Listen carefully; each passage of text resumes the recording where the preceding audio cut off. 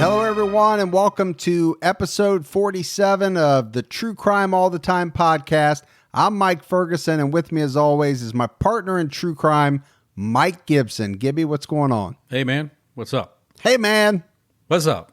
What's up? Hey, let's get that back. Can we get We're it back? bringing that back? What's up? You know, right now, somebody else just said it, too, with us. Dude, you can't, if somebody else says it, you can't help but say it. Yeah, you got to. It's like contagious. Would be even better if the people that listen in offices with their headbuds in. Headbuds? Their headbutts? With their earbuds in are saying it, too, you know? And people around are like, what's up with that? Headbuds. Yeah. You know, that's a new device coming out to you at your nearest Apple store. A minute 15 in. I know. Already. We go headbuds. Yeah. Oh, you know, I hurt my back. Maybe it's the muscle relaxers. I don't know. Well, it could be an entertaining episode then. Yeah, it could be.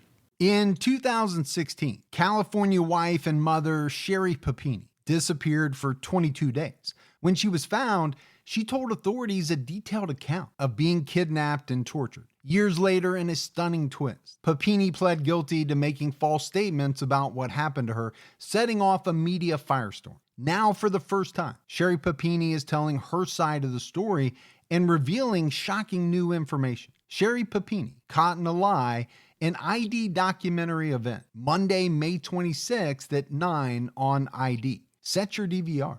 So let's start out with our new Patreon supporters. We have James Klein, Jennifer Lucas, Valerie Power, Nancy Brooks. Yeah. Yeah? You agreeing with me? Well, yeah, I know who Nancy is. Oh, okay. Yeah, Nancy's from Canada. Eh? Yeah. Take off, eh? There you go. Great White North. Bree Moore and Lisa Parker. Peter Parker's sister. Maybe. I don't know. So big shout out to all of our new supporters. Thank you. And then we go back into the vault, Gibbs. With Michael J. Fox. Back into the vault? Yeah, Back to the Future. Oh, yeah, very similar. Yeah. Back to the Future, Back into the Vault. Yeah, get into that DeLorean and go. Actually, that was the working title, Back into the Vault. They changed it to Back to the Future. Yeah, they did a little testing, and they realized it was... Didn't test well. Right. So we picked Julie McHugh. And again, Julie's been a supporter of the show from the very beginning. She's been good to us. She has been. It's very much appreciated. We appreciate everybody. People that support us on Patreon. We had some PayPal supporters. So I want to give a shout out to them. Marjorie Prazon, Monica Leal, Kristen Smith, Sarah Smith. Oh, the Smith sisters. Yeah. And Christopher Bergman. So big shout outs to them as well. Thanks everybody. You know, we talk about it, Gibbs. On top of that, we get amazing support on social media. We do. Facebook, Twitter, Instagram. Now, we also take a lot of shit. I took a ton of shit this week. And you should have. For my leisure suit gaffe. How could you not know? I knew, but for some reason, man, I got tracksuit in my brain. And I just went down that path. You did. And it cost you. It did. I took a beating. But know. I deserved it. Yeah. So I think you should wear one. Go on to eBay, get yourself one, and wear it at CrimeCon for a day. Is that my punishment? And the listeners pick out the color. The color of the leisure suit? Yep. So got to give a big shout out to Maggie for her writing and research of this episode. Good job, Maggie. Yep. She's unbelievable. We love her. And then Gibbs, I got to give a huge shout out to Jared Kelly. Yeah. Great listener. Jared is an unbelievable artist. You got to go. You got to go. You got to go. You got to go. Yeah. You have to go to jaredkelly.com. This guy is unbelievable. That was a cool thing he sent you. Yeah. So Jared, big listener to the show, has heard me talk about what a Kentucky Wildcat fan I am. And he sent me a really cool Kentucky Wildcat print. The first thing we've ever gotten. Yeah. Nobody's ever sent us anything. No. But unbelievably cool. I'm going to hang it up in the studio. I just got to get a frame for it. You know what would look really good with that? If you had a matching Gibby one. Just a big picture of Gibby? Well, just like he had on that one, multiple pictures of Gibby's profile. And you can frame it and put it right up next to that. Yeah, and he's such a cool guy, man. He told you to, email him. Yeah, I'm going to. If you want something. Yeah, absolutely. So It was yeah, cool. it was just very cool. So I wanted to give a shout out to Jared. So after you've listened to this episode, make sure you jump over, check out True Crime All the Time Unsolved. We got an episode that just dropped on Stephanie Crow, unsolved murder, going back to the 90s, Gibbs. Going back. And this is one where they had quite a few suspects. Yeah. And they actually tried a lot of people. Tried a few, that's for sure. Yeah, I mean, this is a little different from some of the other cases that we've covered. They had so many different strong suspects that they actually took a bunch of them to trial. One guy twice. It's going to be a good one. Twists and turns. It is. So check that out. And we got voicemails this week, Gibbs. We'll play those at the end. All right, so you ready to get into this week's episode? I've been ready. Been ready. Excited. We're talking about Kenneth Bianchi. We're talking about Angelo Buono, a.k.a. the Hillside Stranglers. These guys are lower than low, lower than dirt. Scum of the earth. So these two murdered a high number of women in California in a relatively short period of time. We're talking about like a 4-month span of time. Late 77 to early 78, and they dumped these women on hillsides, and that's how they got their nickname. That's their nickname. The Hillside Stranglers. So we start off talking about Kenneth Bianchi, born in May of 1951. He was born in Rochester, New York, to an alcoholic mother who was a sex worker, and very quickly after he was born, she gave him up for adoption. 2 weeks old, just gives him up. Well, that's not a bad thing. Not if she couldn't take care of him. No, Yeah. I agree with that. I mean, she's working the streets, drinking. It's probably a good thing. He was adopted by a couple, Nicholas and Frances Bianchi, in August of 51. And Frances, his adopted mother, is the sister to Angelo Buono's mother. So they were cousins by adoption. I guess you'd say it that way. Kenneth would be the only child of Nicholas and Frances, but he's going to have a lot of issues from a very young age that are going to impact the rest of his life. It was said that he was a compulsive liar from a very early age, caused a lot of problems, like a troublemaker, more than the average kid. Yeah. Pesky little kid. Oh, pesky. And he also had these very intense daydreams. So he couldn't focus. He would completely lose his focus. And it was said that his eyes would actually roll to the back of his head. Really? Well, that's interesting. Yeah, almost like he would look, you'd see the whites. That's all you'd see. I mean, I have some pretty vivid daydreams sometimes. Like when I'm recording with you, Yeah. I'll drift off in a little daydream. It's like you're not even here. Sometimes you Yeah. don't say anything for like 20 minutes. I know. I'm like, what the hell are you doing? You know, you're like, is he still breathing? Luckily, I am. But because of this, Bianchi has a lot of trouble paying attention to what's going on around him. So he's not going to do well in school. They take him to a doctor, and he's diagnosed with petit mal seizure disorder when he was only 5 years old. Really? What was that he had again? I think it's pronounced petit mal. It is. Petit mal. I don't know. I think you're correct. I heard it pronounced like 17 different ways. That's the way I would say it. That's the closest I came. So we got to be correct. But Bianchi would see this doctor for a whole bunch of different issues. And he was known as a dribbler. He was known as the dribbler? A dribbler, not okay. the dribbler. I just want to make sure. A dribbler, like involuntary urination. He just couldn't stop it. It would just kind of trickle out, I guess, or dribble out. That's how you get it to be the dribbler or a dribbler. Now you got me saying it. And it's not funny because, people have it. Oh, yeah. And especially as a little kid, that would be really tough. It would be tough because you know how brutal Kids are brutal, man. Yeah, And it's not like today. I mean, you have like products that I don't know what they had back then in the 50s. It was like probably didn't have anything. not the pharmaceutical advantages we have today. Yeah, didn't even have Depends back then. So if you're a kid and you're just standing there and all of a sudden wet yourself, it's not going to be good for your self-esteem. Kids are going to make fun of you. It's never good. But to try to figure out what was going on with him, they had to examine his genitals. Which is frightening at that age. It is, and it caused him a lot of shame and humiliation. I remember the first time I got a hernia checked by a female doctor. I do remember getting a physical, like a sports physical, Yeah. when I was in high school, and it happened to be a female. But it was not uncomfortable. Yeah, unpleasant for sure. And when Bianchi was a young kid, he fell off of a jungle gym, landed right on his head and face. Ooh, So we're talking about head trauma. right? Seems to be a serial killer type of thing. Other behavioral issues that he had growing up would force him into seeing other specialists, psychiatrists. It was said that he had a lot of anger and he would go into like rages, fits. And at 10 years old, he's diagnosed with a passive aggressive personality disorder. 10 years old. So meaning what? He's passive aggressive. But how?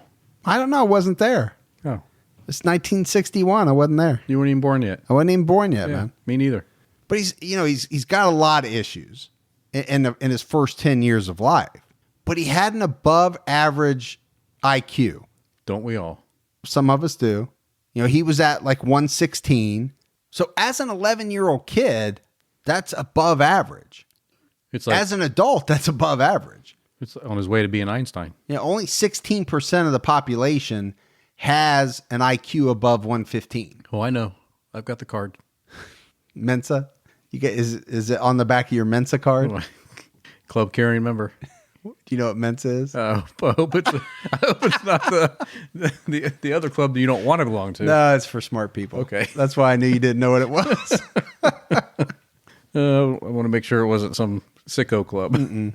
Oh, I know. Yeah, no. I wouldn't label you as anything like that. Okay. But we talked about all the problems that he's having in school. It's because of all these issues, right? He can't concentrate. No matter what his intelligence is, he's not going to do well. He's daydreaming all the time. He can't concentrate. Well, and I'll say this too: when you really, and all joking aside, when you are that intelligent, it is hard for you to stay engaged with the lessons that they're trying to teach you in school. Seriously, And how would you know that? I am just saying, people of that high I believe that. No, I believe aptitude. that. I mean, his own mom would call him lazy. All of his teachers said they knew he was fairly intelligent, but he wasn't living up to his potential. Never didn't apply himself. Didn't apply himself. Sounds like my 7th grade teacher. Is that what she said to you? 2nd, 3rd, 4th, 5th, 6th, 7th. Didn't apply yourself. But again, it comes back to his behavior problems. At the age of 12, Bianchi pulled down the pants of a little girl, and it was said that even at that young age, he knew that was something that excited him. He knew that was something, or he did it because he wanted to. It excited him. He liked it. And we know, Gibbs, that's not a good road. That's not a good sign, a good precursor. That's a bad road there. That type of, and you have to call that some form of abuse, right? You can't go around pulling down little girls' pants. It's just not going to be a good sign for you going forward. In 1964, his adopted father, Nicholas, dies of pneumonia. And what would come out of this funeral was that Kenneth Bianchi, now he's only 13 years old. He did not cry at all. He didn't show any type of emotion, display any type of grief when it came to the death of his father. And that's not a good sign. Bianchi ends up graduating from high school in 1971, and he marries his high school sweetheart. But they end up divorcing less than a year later. So, they're high school sweethearts. They get married at a very young age. And that marriage, it doesn't last. Not even a year. Yeah, once you move in with somebody, you find out who they really are. Yeah, well, relationship in high school is a hell of a lot different than living with somebody day in, day out. It is. And you're right. I mean, and I'm not even making fun of that. It's Yeah. just, It's a different world. I think that's why a lot of relationships don't last. It's different when you get to know somebody on that level and then you find out whether you really can handle them or not. Yeah. Well, how in high school you were doing that. No, you go. No, you go. No, no, you go. No, Well, and you're hang going up. You hang up. And you're going back to your own house. Yeah. You get a break. Yeah. There is no break. When you're married, there's very little break. But she leaves him. So when we're talking about trying to figure out who can live with who, I think she figured out pretty quickly, I can't live with this guy. She said, I'm out. And one day just up and leaves. Doesn't even tell him why. Gives him no warning. And she's gone. So what's that tell you? Something happened. Or she was getting a feeling. Or she could just tell in what's a relatively short amount of time, this is not a guy that, number one, I can be around, and number two, I can be married to. He did go to college, ended up dropping out after one semester. But what's interesting is he was actually studying police science, psychology. He wanted to be in law enforcement or some form of that. He just didn't realize he's going to be on the wrong side of it. Yeah, he's definitely going to be on the wrong side of it. You know, after dropping out, he bounced around, string of low-paying jobs. He tried to get on at the sheriff's department, but he got rejected. He did have a job for a while as a security guard at a jewelry store. To me, this is a guy that wants to be in law enforcement. He can't get in. The next best thing is to be a security guard where I have some form of power. Now, I wanted the power that being a police officer gives, but I couldn't get it. And he used this job as security guard to steal jewelry from the store. So he's supposed to be watching over it, and instead he's ripping them off. And he would give all this jewelry to women, some sex workers. You know, he's buying affection, basically. Now we got to talk about Angelo Buono. You know, he was a little bit older. He was born in October of 1934. His parents had immigrated from Italy, but they divorced when he was very young, and he ends up moving to Glendale, California with his mom and sister.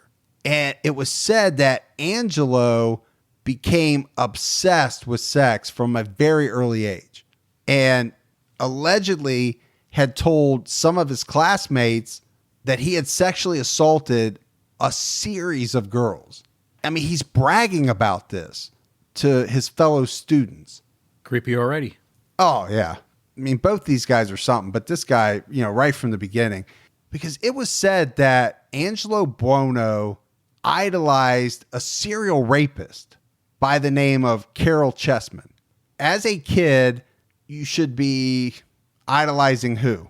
Yeah, some sports figure. Yeah, movie some stars. comic book hero. Han Solo, Michael Jordan, whatever time frame you're from. Gibby.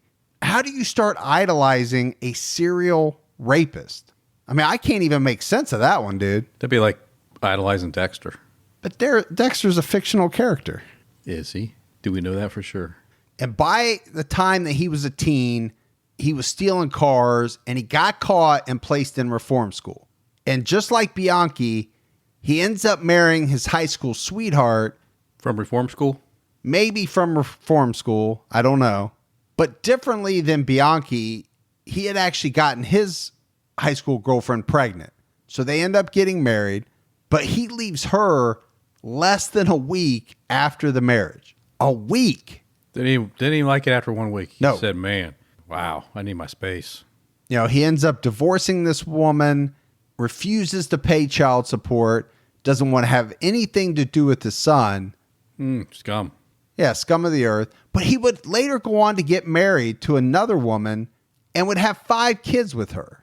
He got busy. So reconcile that. You know, I don't know what it was about this first relationship and this first child, but some point later, he's okay because he has 5 kids. But we said this guy is scum, and you want to talk about scum. It was alleged that in 1964, Angelo Buono raped his own 2-year-old daughter. Worst thing imaginable. Oh, that's terrible, man. I think I'm going to be sick. Take that K-bar and cut his pecker right off, Gibbs. Oh, I would just... I can't... I mean, there's a lot of horrible things that people do, and obviously murder is horrible, but that's God, I can't even put words to it. Yeah. I can't think of anything. That's how bad that is to me. Now, his second marriage ended. His wife would later say that he was abusive. He sexually assaulted her. I mean, this guy is a sexual sadist. You know, he's abusive. He's a rapist. I mean, whatever words you want to use. But he married for the third time in 1965, had 2 more kids with this woman. So that's 7. He's got 7 kids. But he gets arrested for grand theft auto and he's given a year sentence in jail. But he doesn't do the whole year. It gets suspended because it was said that he needed to get out so he could work because he had such a big family to support. And I know that pisses you off because we talk about it. Yeah, a little work release. Right? You've talked about it before. Slap on the wrist. Now, that was grand theft auto. They didn't know about some of this other stuff that he was doing, obviously, or Right. they would have done something even worse to him. Time after time, we talk about these guys. They're not held accountable for their early actions. And so what does that tell them? Go back out, do it again. Yeah, okay. They gave me a slap. They let me out early. I can go back and either do that again. I can go on to do some worse things, continue some of these bad things I've been doing, because I'll get out of that too. And he does go on to do some of these bad things again. His third marriage ended in divorce as well in 1971. And, that woman, his third wife, would come out and say he was abusive and he was also inappropriate with one of his daughters from that marriage. So this is a track record. This is not just somebody making something up because they didn't like the way the relationship ended. There's too much smoke here, right? For there not to be fire. Right. And he got married for a 4th time. It was said that he dated a teenage girl who he got pregnant twice. I mean, this guy is all over the place. True Crime All the Time is sponsored by BetterHelp. Folks, therapy can feel like a big investment, but let's think about the state of your mind. It's just as important as your physical health. Traditional in-person therapy can cost anywhere from $100 to $250 per session, which adds up really fast. But with BetterHelp Online Therapy, you can save, on average, up to 50% per session. With BetterHelp, you pay a flat fee for weekly sessions, saving you big on cost and time. And you get quality care at a price that makes sense and can help you with anything from anxiety to everyday stress. Your mental health is worth it, and now it's within reach. I've used the BetterHelp service for years, and I love the fact that, I can connect with a therapist in a comfortable spot in my home on my laptop. With over 30,000 therapists, BetterHelp is the world's largest online therapy platform, having served over 5 million people globally. Your well-being is worth it. Visit BetterHelp.com/TCAT today to get 10% off your first month. That's BetterHelp, HELP.com/TCATT. Even the smallest step forward can make a big difference in your financial future. When you open a Chime checking account, you're one step closer to a better financial future with no maintenance fees, fee-free overdraft up to $200, or getting paid up to 2 days early with direct deposit. Making progress has never been easier. I think we've all been in that position where we've had an overdraft. Well, with Chime, you can overdraft up to $200 with no fees. That's amazing. And they have over 50,000 fee-free ATMs. Make progress towards a better financial future with Chime. Open your account in 2 minutes at chime.com/TCAT. That's chime.com/TCATT. Chime feels like progress. Banking services and debit card provided by the Bancorp Bank N.A. or Stride Bank N.A., members FDIC. Spot me eligibility requirements and overdraft limits apply. Fees apply at out-of-network ATMs. MyPay eligibility requirements apply. Credit limits range from $20 to $500. $2 fee applies to get funds instantly. Crime checking account required. Go to chime.com/disclosures for details. In 1977, Bianchi moves to Los Angeles and he starts to spend time with his cousin, Angelo Buono. And this is the kind of guy that you want as a role model, showing you the ropes in Los Angeles. So Bianchi's trying to apply for jobs out in Los Angeles. He tried to apply at some other police departments. He keeps getting rejected. But he ends up getting a job at a title company, and it was there that he met a woman named Kelly Boyd. And in May of that year, 77, Bianchi found out that Kelly Boyd was pregnant with his child, but she didn't want to marry him, but the two did stay together. She just didn't want to get married. We talked about Angelo Buono. He was married a bunch of times, and it was said that he had a way of charming women. He had no problems talking to women, disarming them, getting them to like him. He wore designer clothes. He wore flashy jewelry. We are talking the late 70s here. He probably wore a leisure suit. I was going to say, he had a leisure suit. I bet you anything, he probably had a leisure suit. And maybe even a track suit when he worked out. He might have. He had it open, little chest hair with a gold chain. That's what I'm picturing. If that's what you have in your head, if that's what you think about, all right, man. Don't judge me, man. I mean, you do have a Don Johnson poster in your workout room. Don't put my Don Johnson poster down. But Buono, he can charm women. He's got the clothes. But the one thing that was said about him is that he enjoyed putting women in their place. And this is his words, not mine. So this guy was an asshole to women. He didn't treat women well at all. He was a bully. And I don't know if that made him feel good. I don't know if that made him feel like a big man to push women around, bully women, as he called it, put them in their place. I don't know why people do that. I don't know what the feeling is they get. I'm going to say yes. Made him feel like a man in his head. So he already has the clothes. He's got the jewelry. And Buono gets Bianchi, his cousin, to go in with him. And they start working together as pimps. And obviously, as we know, they're going to graduate from that into murder. And the Hillside Strangler murders began in October of 1977. And like we said in the beginning, this is a 4-month time span. These guys are going to commit some very brutal, violent crimes, and a lot of them in a short amount of time. So it was in this effort to try to be pimps that the two men acquired a list of names. These were men that like to use sex workers. And they got this list from two women, one named Deborah Noble and her friend named Yolanda Washington. And they got it in October of 1977. And they were going to use this in their pimping, I guess. I don't know how else to say it. But the list turned out to be a lie. It was made up. And Bianchi and Buono got so upset about this that they'd been lied to that they decided to take it out on Yolanda Washington. And they knew Yolanda, who was a sex worker, worked on a certain part of Sunset Boulevard. And they were able to find her. They couldn't find Deborah. So they chose Yolanda Washington. She was 19 years old.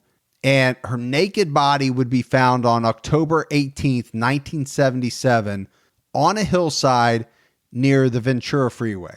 And Detective Frank Salerno from LAPD was called to the scene. And as they were investigating this crime scene, Gibbs, one of the things that they figured out pretty quickly was that the body had been cleaned up before it was disposed of. There were some faint ligature marks around the neck, some other ones around the wrists and ankles. So they knew that, this person had been tied up. They were also able to determine that Yolanda had been sexually assaulted. So in the matter of a couple of weeks, November 1st, 1977, police find a second victim. And this is a woman named Judith Miller. Police were dispatched to a neighborhood 12 miles north of LA that was called La Crescenta. And Judith Miller was a teenage girl. She was found naked as well, face up on a parkway in the middle of this nice middle-class La Crescenta neighborhood. Her body was found by a homeowner, and he placed a tarp over her because there were kids, Gibbs, on their way to school. And this guy didn't want them to see the dead body of a naked teenager. Yeah. I can't blame him one bit. No, good call. We all know that could possibly hurt the crime scene. Right. But you got to weigh that. Yeah, You can't have young kids see something like that. And very much like the first victim, she had marks on her neck, wrists, ankles, looked like she'd been tied up, and they were able to tell that she had been strangled. And the same detective, Salerno, comes out to the scene. They're able to tell that she had not been killed in this location. She was killed somewhere else, dumped here, and they find a piece of fluff. It was described as lightly colored fluff, Gibbs. Fluff. On her eyelid. And of course, they bag it, they save it. And when they do the autopsy, they find out what happened. I mean, they find out she'd been raped, she'd been sodomized. She was only 15 years old. Young. That makes it very tough. Yeah, it's definitely young. Now, Judith was a runaway. She had a drug problem.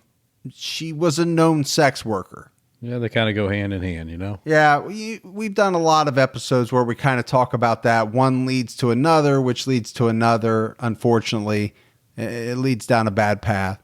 But no matter what, she didn't deserve what happened to her. You and I both know that. And it would only be 5 days later, November 6, 1977, 21-year-old Lisa Caston found nude near the Chevy Chase Country Club in Glendale, California. Same ligature marks, basically the same MO in these first three. You know, bound, strangled, sexually assaulted. Now, the last time that Lisa had been seen was the night before, November 5th. She was leaving a place where she worked as a waitress. She was not a sex worker, and she was the first victim that wasn't. So Bianchi and Buono have murdered 3 already. They tried to murder another woman, 24-year-old Catherine Lori Baker. And she was the daughter of famous actor Peter Lorre. And the interesting thing about Peter Lorre is that he played a serial killer who preyed on little girls in the famous movie M. So just kind of an interesting fact there. But Catherine was approached in November of 1977 by 2 men, Bianchi and Buono. They had planned to kidnap and murder her, but they didn't. They didn't go through with it because they saw a picture of Catherine sitting on the lap of her father, Peter Lorre, and they knew who he was. And because of that, they decided that they didn't want to kill her. Now, at the time, she had no idea that she had just escaped 2 serial killers, and she wouldn't know until they were ultimately caught and she saw their picture on the news. Now, we've talked about this before, Gibbs.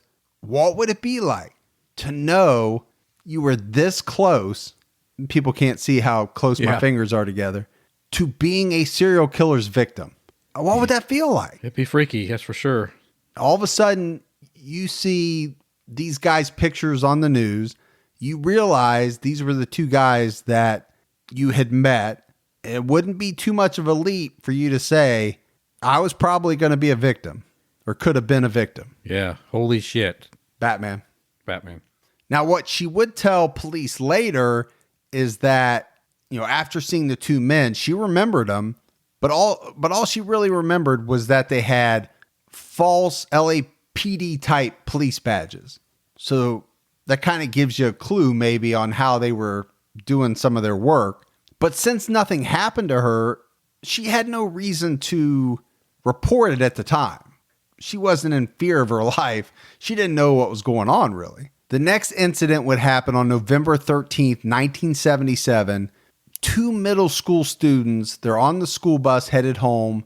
12-year-old Dolly Cepeda and 14-year-old Sonia Johnson. The last time anyone saw them alive, they were getting off the school bus and someone saw them being approached by 2 men driving a 2-tone sedan. And a week later, their bodies were found by a 9-year-old boy. Again, you talk about trauma. Absolutely. 9-year-old boy finding 2 dead girls. And it was said that he was looking for treasure in like a trash area on a hillside near Dodger Stadium. Terrible, man. To come across that. It's like when those boys found that dead body on the train tracks. Stand by. I knew you were going to say it. Stand by me. Yeah. Now, one thing I want to point out, Gibbs, is the difference in ages. right? These girls are very young. And it was a whole week before their bodies were found in California. So there was decomposition that had occurred, but police were still able to determine that both girls had been strangled and sexually assaulted. I mean, age is not an issue with these guys. I mean, I don't think anything. Well, with Buono, it's not. No, I mean, raping his own 2-year-old daughter. So no shocker there. But that very same day that the bodies of the 2 young girls are found, hikers find the body of a 20-year-old woman named Christina Weckler. She had been an honors student at Art Center College of Design. Her body was found nude on a hillside between Glendale and Eagle Rock. She had the same type of ligature marks on her neck, wrist, and ankles, and police would find major bruising on her breasts, and they also noticed blood coming from her rectal area. So they knew right away she'd been sodomized, Gibbs. But there was something different about the murder of Christina Weckler. She had 2 puncture wounds on her arm, but police didn't find any other signs that she'd been a drug user. And later on, it would be determined that she had been injected with Windex. I mean, that's a new use for Windex, but, I watched My Big Fat Greek Wedding. He put Windex on everything. What the hell are you talking about? My Big Fat Greek Wedding. The dad, he would spray Windex on, like, everything. So you got a little creak in your elbow, put a little Windex on it. Creak went away. Oh, really? I don't remember. I remember seeing the movie. Yeah. At first, I thought he was putting it on his food or something. No. Well, I don't know. He carried a little bottle of Windex every time something needed fixed. He'd do a little Windex. But obviously, that can't be good to have it injected into your body. I can't imagine that being good for anybody. And again, Gibbs, I mean, these guys are working so fast. I mean, there's not much of a cooling off period with these two, because on November 23rd, a badly decomposed body was found. And this woman would be identified as 28-year-old Evelyn Jane King. She was an actress who'd vanished on November 9th. Her body was found near the Los Feliz off-ramp of the Golden State Freeway. But because her body was so badly decomposed, they couldn't tell if she'd been sexually violated. They couldn't tell if she'd been tortured like some of the other victims had been, but they were able to determine that she'd been strangled. And it was this murder that prompted the police to start a task force to catch the individual or individuals that they were calling the Hillside Strangler. Ooh, man. I was wondering how long they were going to wait till they put a task force together. Yeah. I didn't know what the magic number was before you say, okay, enough is enough. Yeah, because these came quickly together. The MOs were all very similar. Yeah, I wonder that too. I mean, I wonder, what is it? What's the magic number or the last straw that forces police to say, enough is enough? Yeah, we've got similar killings. We've got a possible serial killer on our hands. We need to start a task force.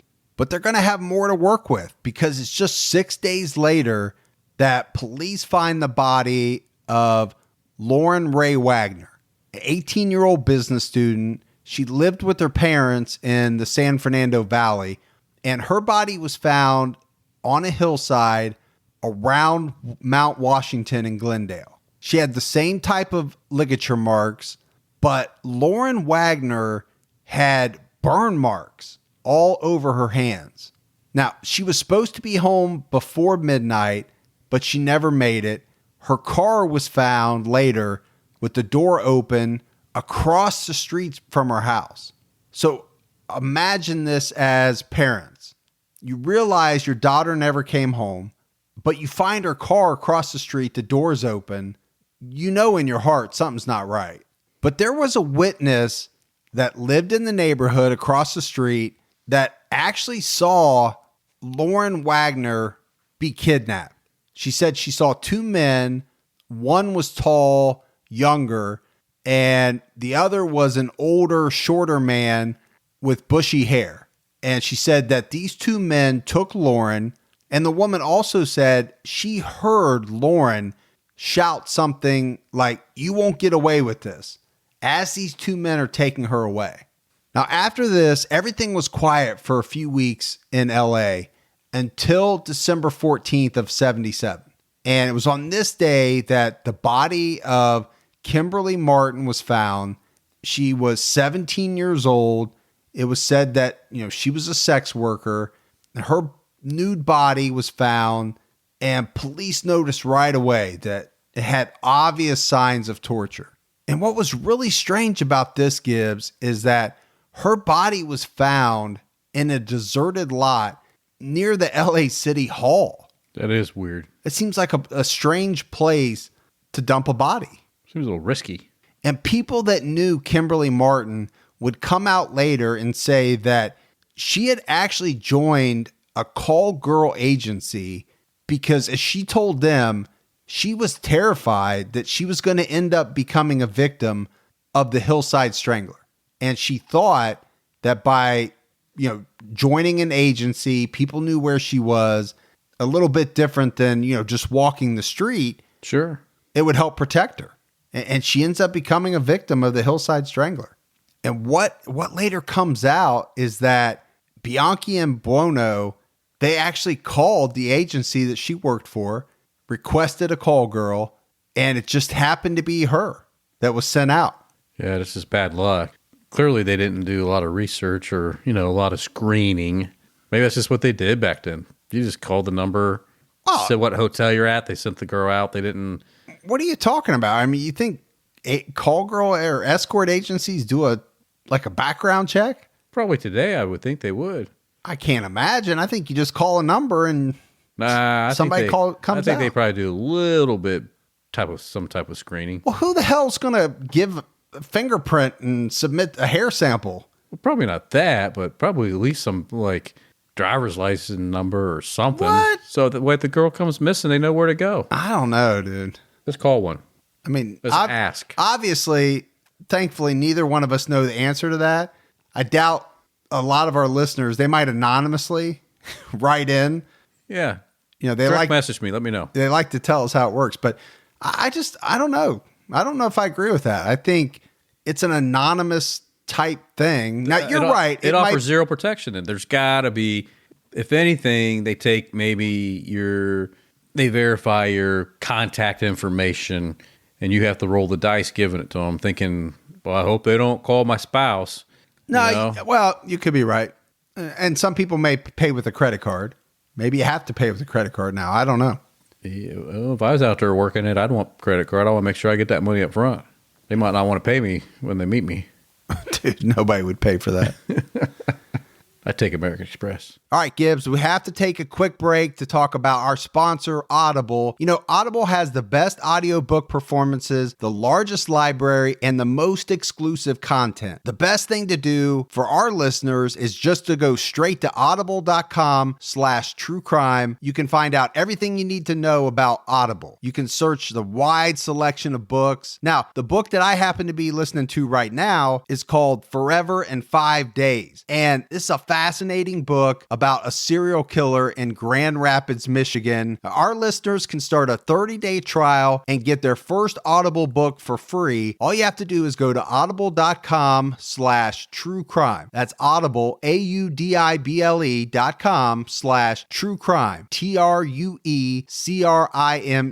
TRUECRIME. My wife and I do a lot of shopping online, and we always use Rakuten. Rakuten is the smartest way to save money when you shop because you earn cash back at over 3,500 stores. We're talking fashion, beauty, electronics, home essentials, travel, dining, concert tickets, and more. Your favorite stores like Macy's, Nike, Sephora, Dyson, and Lowe's. And that's just to name a few. Pay Rakuten to send them shoppers. And Rakuten then passes on a part of that payment to its members as cashback. Cashback is deposited directly into your PayPal account, or Rakuten can send you a check. You can even maximize your savings by stacking cash back on top of other deals, like store sales and coupons. You're already shopping at your favorite stores. Why not save while you're doing it? It really is a no-brainer. Members Membership is free and it's easy to sign up. Get the Rakuten app now and join the 17 million members who are already saving. Cashback rates change daily. See Rakuten.com for details. That's RAKUTEN. Your cash back really adds up. The last victim of the Hillside Stranglers was found on February 17th, 1978.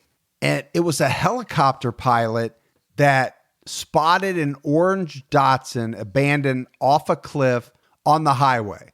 Police went to go check it out, and they found the body of 20-year-old Cindy Hudspeth in the trunk. She had the same ligature marks as the other victims. She had signs of being raped and tortured.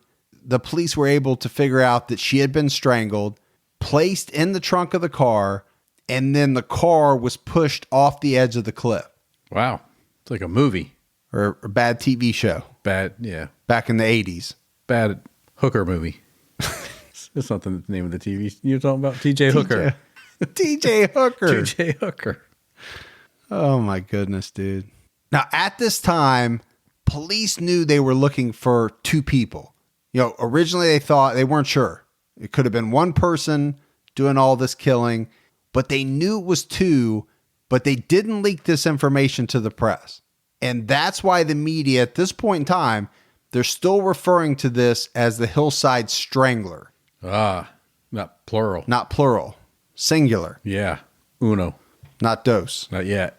Gibby showing off his language skills. That's about as far as it goes. Uno. And we talk about the time frame. They had taken a break before their last victim. The victim before was in 77, and now we're all the way into February of 78. Now, it's not a long time, but compared to how quickly they were murdering people before, that's a long break for them. And one of the reasons that police think that this break occurred was that Kenneth Bianchi had a son that was born in early 1978. And also during this time, it was said that Bianchi was still trying to get a job in law enforcement the whole time that they're murdering all of these women. And because of these different job searches, he had actually gotten to know some officers in the LAPD, and he'd done some ride-alongs. I don't know, Gibbs, have you ever done a ride-along? Out in the front seat. I did one time in Detroit. Yeah. Scary as shit. Really? Yeah. In the middle of the night in Detroit, that's not where you want to do your ride-along. No. Might want to pick a real nice neighborhood where nothing happens. Yeah, that'd be pretty scary. Yeah, I knew this guy up in Detroit. It was a Detroit police officer, and he was like, "You want to go on a ride along?" I was like, "Oh my gosh, yeah, that would be so cool." I mean, there were shootings. I think there was 2 shootings that night. Sign a waiver. Roll them up. Sign a waiver. That's what I said. Roll them up. Roll them up. But Bianchi's going on multiple ride-alongs, and on these ride-alongs, the police are talking about and actually looking for the Hillside Strangler. And here's Bianchi sitting in the front seat with the police officer, knowing the whole time that, It's him. Hey, I'm right here, dude. He had to be eating that up. Now, we said that was the last victim, but Bianchi and Buono had plans for an 11th victim, and they tried to kidnap a woman, but the cousins ended up getting into this huge argument because Bianchi told Buono that he had actually been questioned by police in the Hillside Strangler case. And Angelo got pissed. He told Kenneth Bianchi, either you leave town or I'm going to kill you. So Bianchi left town, took his family, and he moved up to Bellingham, Washington in May of 78. And in Bellingham, he got work as a security guard. So Bianchi's up in Bellingham, Washington, and in July of 1978, he managed to coax 2 female students into a house that he was supposed to be watching over. They were Western Washington University students, Karen Mandick, 22 years old, and Diane Wilder, who was 27 years old. Bianchi forced both women into the house. He strangled them, raped them, tortured them. But Bianchi was very sloppy without his partner, Angelo Buono, to help him out. And when Karen doesn't show up for work, her boss becomes worried. he calls the police and tells them something interesting, that Karen had mentioned to him she had a security guard friend who had offered her a house sitting job. So the police from there, they're trying to figure out, number one, who's this security guard?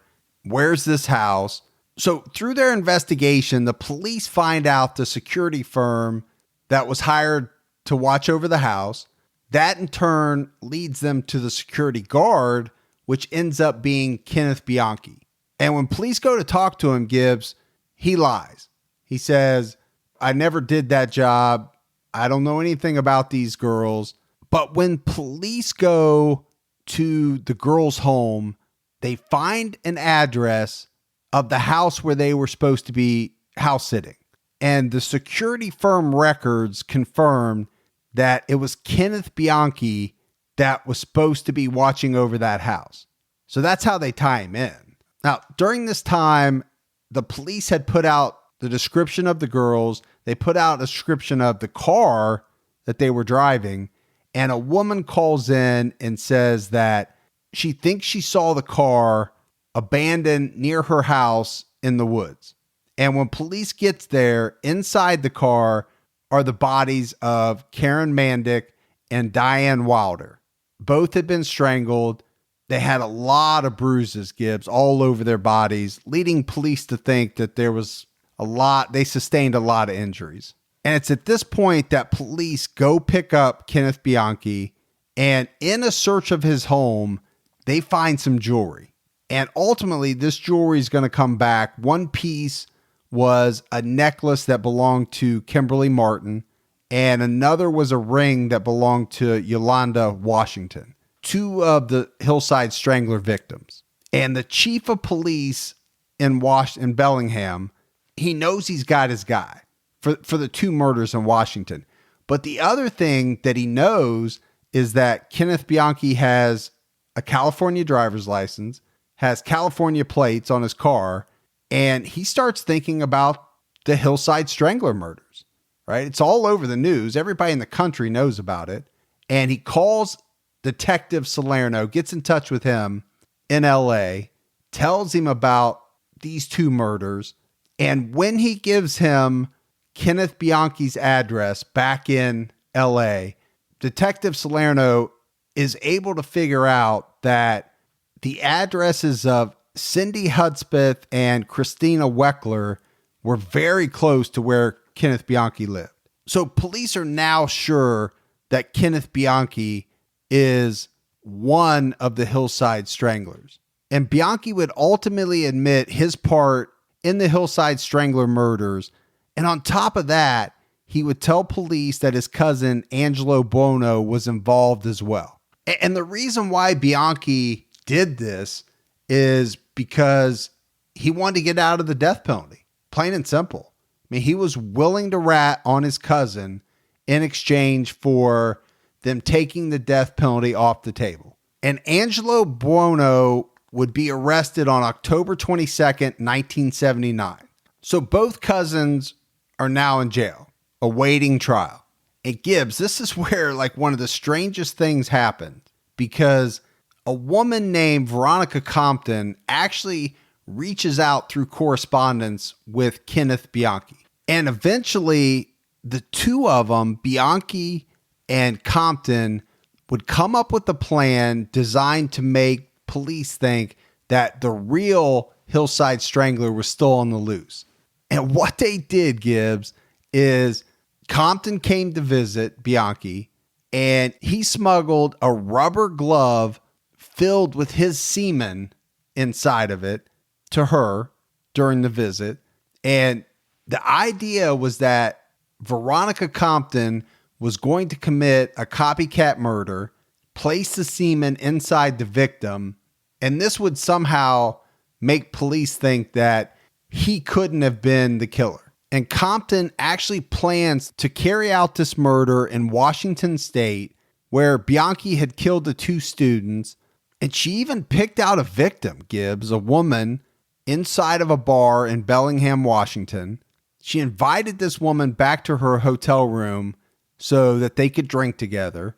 And it's inside the hotel room that she tries to strangle this woman, but she doesn't end up killing her. The woman gets away. Veronica Compton freaks out and hops on a plane back to California. Compton was so delusional that she had even sent a letter to police in Washington saying that this attempted strangling was proof that the Hillside Strangler was still free and couldn't have been Kenneth Bianchi. But police figure this out and they connect Compton with this attempted murder. And she's actually arrested and convicted in Washington for this attempted murder. So, Gibbs, I want to play a clip of Kenneth Bianchi after he was arrested. To even begin to try and live with myself, I have to take responsibility for what I've done. And I have to do everything I can to get Angelo Buono and to devote my entire life to do everything I possibly can to give my life so that nobody else will hopefully won't follow in my footsteps. So this is after he was caught. He's basically confessed. He's told the police about his cousin, Angelo Buono. But as he's preparing for trial in 1981, he kind of has a change of heart because at this point, he figures out that he wants to plead insanity. And the way he's going to do this is to claim that he has multiple personalities. And one of the personalities is named Steve Walker. And it was Steve Walker that committed all the murders, not Kenneth Bianchi. I killed those broads, to smarten him up, to show him that he couldn't push me around. I don't want to. I want to stay now. I don't want to go away. Ken is going to have to come out. Come out, Ken. Come out, Ken. Ken? Yeah. You here? I'm here. You heard anything? So that was from an interview that Kenneth Bianchi did with a psychiatrist. And you can hear him play acting that he has this different personality named Steve. And then at some point, the psychiatrist gets him to come back as Ken. But it's all fake. Yeah, it sounded fake. Yeah, the whole thing was an act. And he was interviewed by, a bunch of different people that specialized in multiple personality disorders. And every one of them was able to figure out that it wasn't true. It was an act that he was putting on. And what would come out is that Kenneth Bianchi, the night before he came up with this whole idea, he had been watching the movie Sybil in prison. I guess you get to watch movies like Sybil in prison. Yeah, you get food and education, dental. All kinds of good stuff. Yeah. And obviously for people that know the movie Sybil, that's a movie starring Sally Field where, she plays a character named Sybil that has a lot of different multiple personalities. So he watched this movie, came up with the idea, and he said, I can do that. But they busted him. Do you want me to pull one of my other personalities out during the podcast? Well, I hope that's all you pull out during the podcast. You really scared me when you started that out with the way you did. Is that why you backed up? Yep. Gotta back up a little bit. Yeah, that's what they say. So with all these doctors, Gibbs, coming forward and basically proving that Kenneth Bianchi didn't have this multiple personality disorder, he was found competent to stand trial. And it was at this point that the district attorney's office offered him a deal. And the deal was that if he pled guilty to the Washington murders and to some of the California murders, he would get a life sentence instead of the death penalty. But he had to agree to testify against his cousin, Angelo Buono. And he does. He takes this deal. So Angelo Buono's trial starts. And on July 6, 1981, Kenneth Bianchi is on the stand to testify. But his testimony is all over the map, Gibbs. I mean, at 1 minute, he's denying any role in the slayings. And then he's describing the killings in detail, but his testimony was very conflicting when it came to talking about his cousin. At some points he would say, He couldn't remember whether it was himself or his cousin who had strangled somebody. He wasn't sure who had sex with who. And the prosecution was floored by this testimony by Kenneth Bianchi, and the defense pounced on it. I mean, they actually filed a motion to have all the charges against Angelo Buono dismissed. And the prosecution was about ready to do it. I mean, they were thinking long and hard, Gibbs, that they were going to have to drop the charges because they didn't think they could win the case with a Kenneth Bianchi telling all of these conflicting stories. And the prosecution actually ends up filing a petition in late July to dismiss the case against Angelo Buono. But the very next day, the judge dismisses the petition. He's not going to let them drop this case. And what happens is a new group of prosecutors are brought in, and the trial is pushed to November of 1981. This trial, starting in November of 1981, would last 2 years. And it's going to be one of the longest murder trials in the history of the United States. And the prosecution spent a lot of time looking at geography. Basically, you could take a map and draw a circle around the streets where the victims had been dumped. They would look hard at the areas of Glendale and Los Angeles and really were able to show that there was this radius where the bodies were dumped. All the sites were accessible by major streets and the Golden State Freeway. And Angelo Buono lived in a house located near these dumping sites. They actually took the jury, Gibbs, drove them around to the places where these victims had been left. It came out at trial that Bianchi and Buono were able to get police badges and use those in the commission of some of their crimes. They even were able to get a county seal, which they used for special parking and other things like that. There were over 500 witnesses in this case. That's unbelievable, Gibbs. That's a lot. That is a lot. There were over 200 exhibits and over 7,000 pages of transcripts from pretrial hearings. The prosecution had some trace evidence with which to work. They had found fibers from Angelo Buono's upholstery shop, as well as his home on two of the victims. They also found some rabbit hairs. I guess he raised rabbits, and there was some hairs from his rabbits found on a victim. And one thing the prosecution did is they brought a lot of witnesses, women, to testify to how Angelo treated women. Basically, Gibbs, these women got on the stand and talked about how, he brutalized them, how he was a sexual sadist. And then, of course, you had Kenneth Bianchi testifying against his cousin. But even then, he really didn't want to until the judge told him that if he didn't cooperate, he would be violating his plea bargain. And that caused him to change his tune pretty quick. And the prosecution had a pretty key witness, and this was a young girl who Angelo had harassed and terrorized in the Hollywood Library the night that he and Kenneth killed Kimberly Martin. And this girl testified that Angelo used a payphone in the library to call Kimberly Martin that night. And this was really important because police knew where the call had come from. Yeah, they knew where it generated. They just needed to. And it was this girl that was able to put Angelo using the payphone. So then you get to the defense, and there's really not much to talk about, Gibbs, because Angelo Buono, he wouldn't cooperate. So his defense had very little to work with.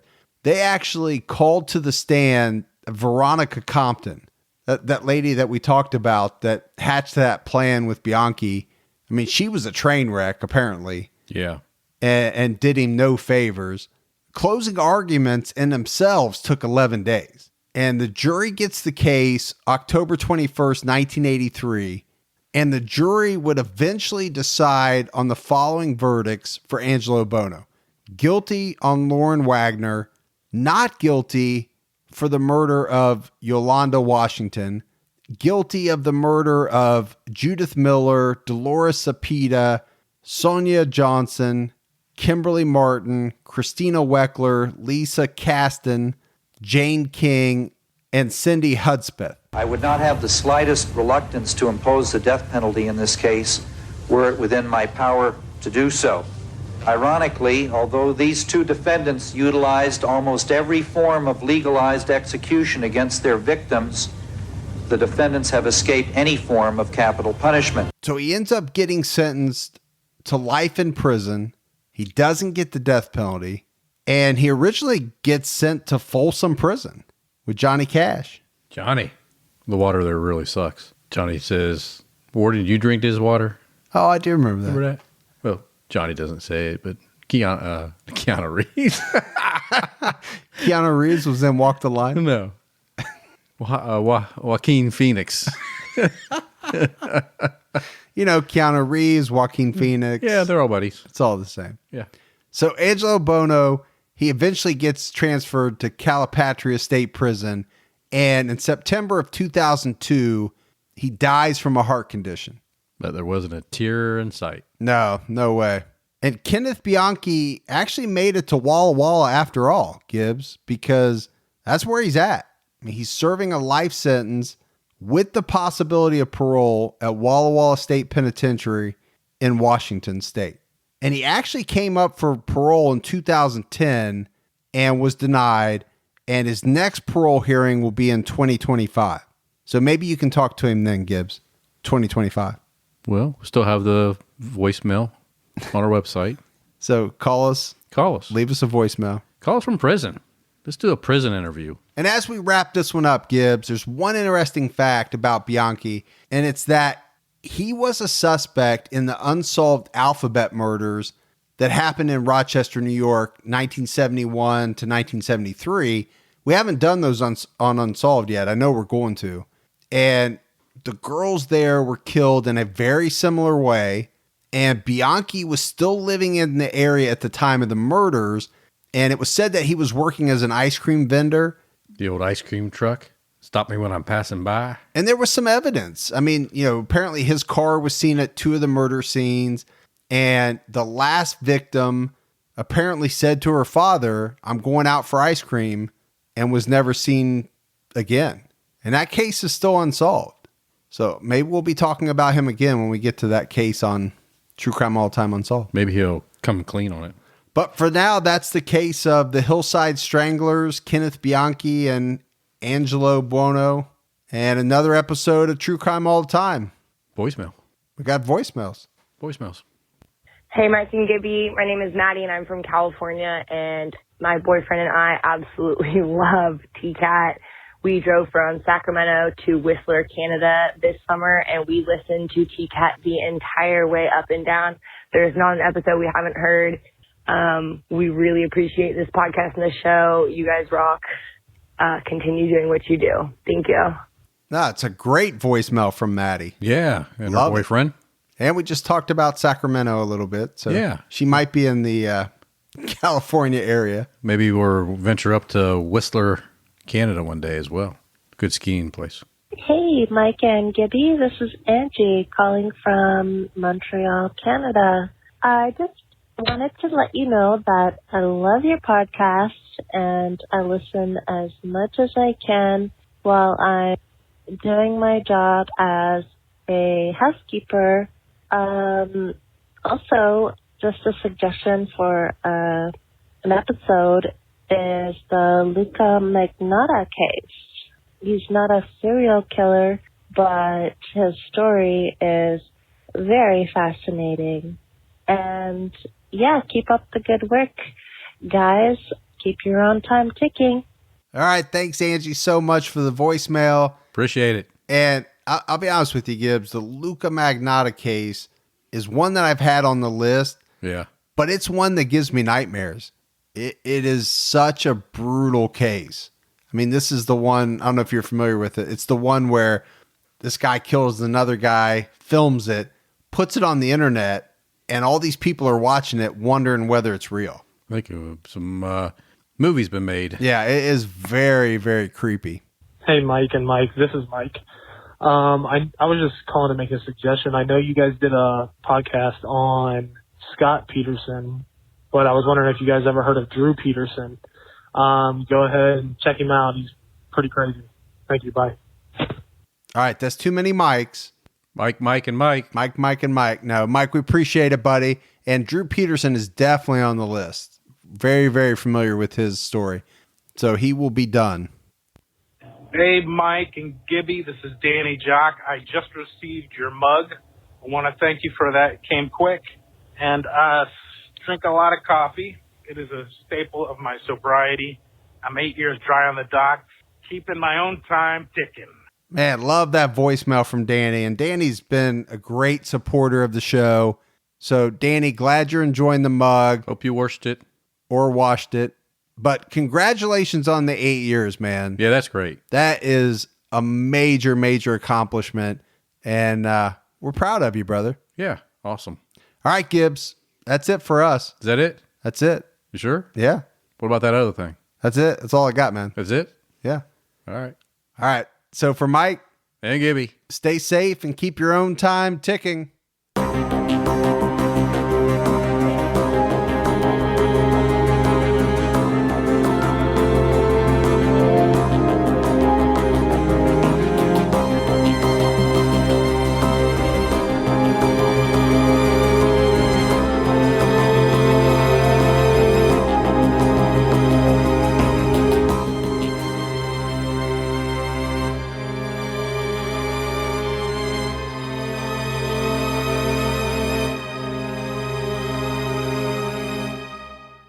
At Hotels.com, we know some travelers crave an ocean breeze. Others don't want to deal with sand. And oftentimes, those two people end up together. Compare properties side by side to find yourself poolside, oceanside, and still in a relationship. Find your perfect somewhere with Hotels.com.